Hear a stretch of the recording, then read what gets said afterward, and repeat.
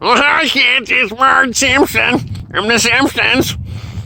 Today's lecture is going to be about virtual reality. Okay. So the idea is we're going to overlay all the stuff that you know from television and the movies and books into your everyday reality. Different technologies, don't worry about that. But we're going to be able to interact with our favorite characters like Marge Simpson. Okay, so that's the next idea. That with virtual reality, I mean, we already had primitive versions of this, like the Oculus device. And, you know, it's like a visor that goes over your eyes. And, you know, then it maybe has something for your ears so you can hear. And, you know, some of them, they had gloves that you could wear to give you some tactile. But it's very cumbersome.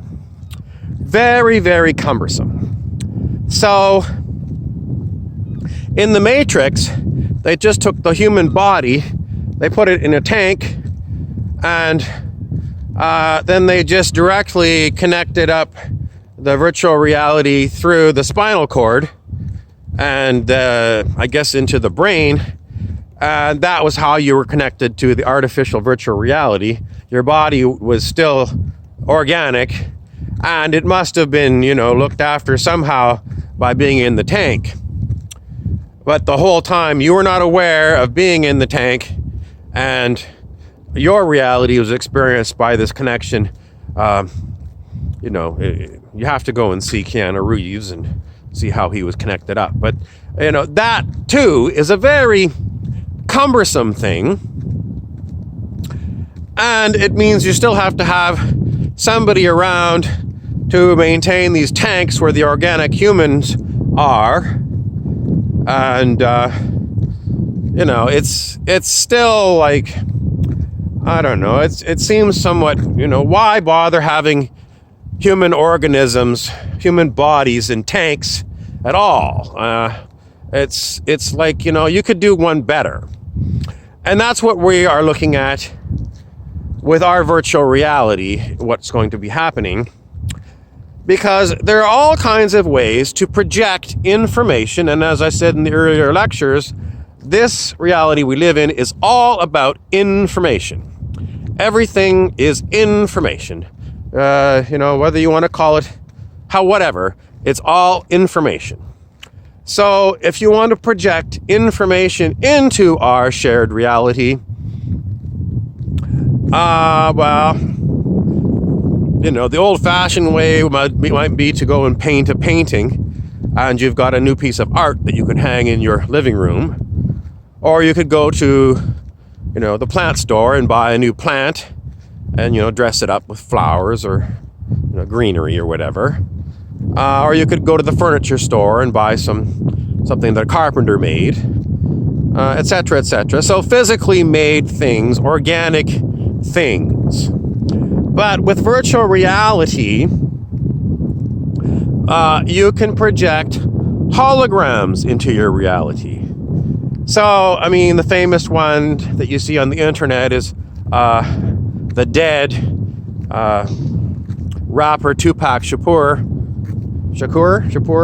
Can't remember how to pronounce his name. But that one, they'll project the hologram of him up to his music, and you can, you know, go to the concert of his projection.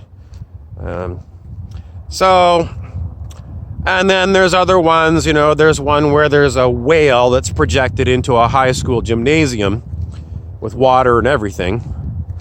The problem with this kind of hologram, though, is it's great for visual. Your eye, from a distance, I don't think it could tell the difference. But as far as interacting it with your hands, your hand would go right through it. There's nothing there. It's just light.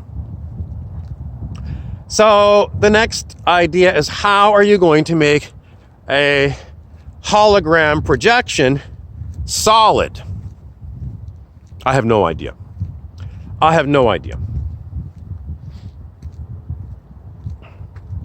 But if you think of it, what you're looking at right here is solid holograms. Why am I saying that? Solid holograms? Einstein, E equals MC squared.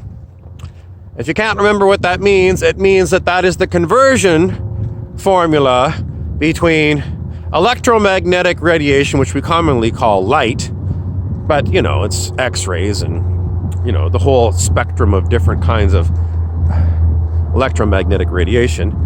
And you can convert that into mass. And mass is, you know, this is water and this bottle is what we call mass, something solid.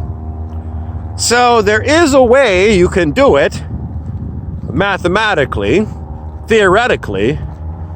How you do it in virtual reality is a technology that, you know, I'm not aware of that humans have. But I mean, human society is so primitive. You know, we're driving around in these internal combustion engine powered cars that were invented around 1900. So, and before that it was horse and buggy. You know, and electricity, you know, we're so primitive. We're so primitive. And, you know, even though we've got these amazing computing devices like the smartphone I'm talking to you on, that no one could ever fix. I mean, this is made somewhere, in some factory somewhere where they've got the technology to make this stuff, but it's unfixable. It's not like the old cars, you know, if you bought a Model T Ford in 1920 or something, you could pretty much do all the work on it yourself. In a modern car, no, it's you know, some parts you can still do if you're handy, but there's so much electronic stuff you have to plug it into the computer to make a diagnosis of things. And as far as fixing a cell phone, you know, no.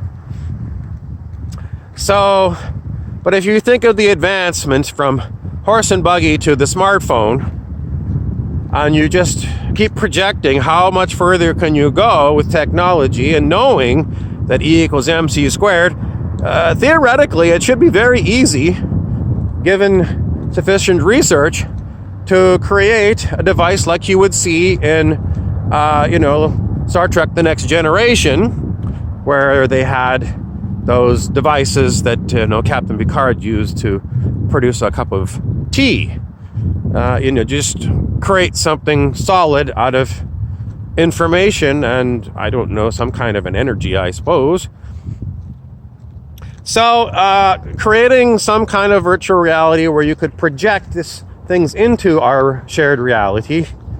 If we're talking about off-world stuff, extraterrestrials that have older civilizations than us, why couldn't they have had this stuff? And I'm going to suggest that they do have this stuff, because it's all easy for us to grasp at this point in time, that this stuff is possible because we've seen it in television and etc., etc. So, you know, you can still say it's science fiction until you see the actual device, but I'm going to say that, you know, for all intents and purposes, someone somewhere in some planetary system has got holographic projectors that can create holograms the same as me, you know, my physical body. And what are they? I mean, are they android, or are they, you know, based upon carbon or silicon? I guess the sky's the limit.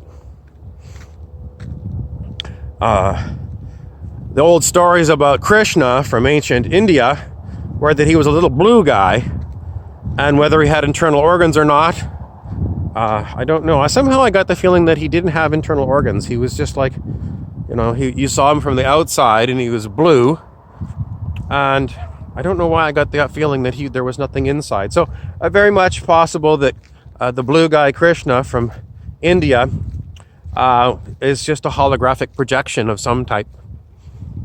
I think I'm out of time for now. There's the end of lecture 3 on the reality game and reality, and there will be at least one more in this series.